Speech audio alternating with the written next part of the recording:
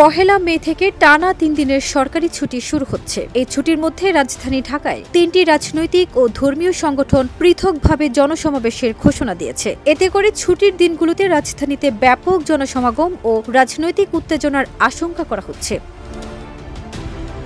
প্রথম দিনে পহেলা মে আন্তর্জাতিক শ্রমিক দিবসে নয়াপল্টনে শ্রমিক সমাবেশ করবে বাংলাদেশ জাতীয়তাবাদী দল বিএনপি। পরদিন ২রা মে জাতীয় মসজিদ বাইতুল মোকাররমের দক্ষিণ ফটকে জাতীয় নাগরিক পার্টি এনসিপি সমাবেশ করবে। ৩ মে হেফাজতে ইসলাম বাংলাদেশ নারী বিষয়ক সংস্কার কমিশন বাতিল সহ কয়েকটি দাবিতে সোহরাওয়ার্দী উদ্যানে মহাসমাবেশের আয়োজন করেছে।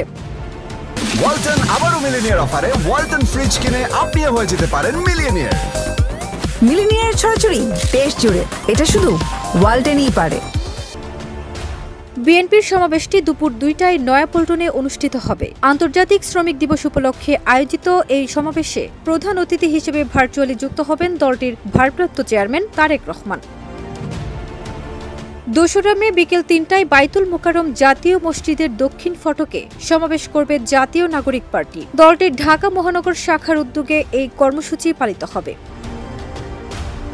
এনসিপির জ্যেষ্ঠ যুগ্ম আহ্বায়ক আরিফুল ইসলাম আদিব জানান, আওয়ামী লীগের বিরুদ্ধে গণহত্যার দায়ে বিচার, দলটির রাজনৈতিক ও সাংগঠনিক কার্যক্রম স্থগিত ও নিবন্ধন বাতিলের দাবি তোলা হবে এই সমাবেশে। একই সঙ্গে আওয়ামী লীগের বিগত ১৫ বছরের শাসনামলে সংগঠিত খুন, গুম, ২০১৩ সালে শাপলা চত্বর হত্যাকাণ্ড, ২০২১ সালে মোদির আগমন বিরোধী আন্দোলনে নিহতদের ঘটনা সহ বিভিন্ন হত্যাকাণ্ডের বিচার দাবি করা হবে। ৩ মে সোহরাওয়ার্দী উদ্যানে মহাসমাবেশ করবে হেফাজতে ইসলাম বাংলাদেশ। তাদের প্রধান দাবি হিসেবে রয়েছে সংগঠনের নেতাদের বিরুদ্ধে দায়েরকৃত প্রায় ৩০০ মামলা দ্রুত প্রত্যাহার।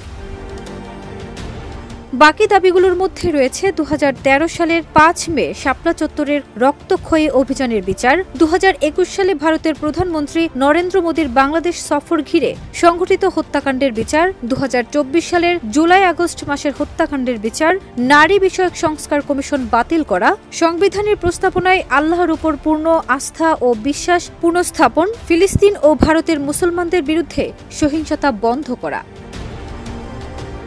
ফারজানা নিকিতা, দেশ রূপান্তর।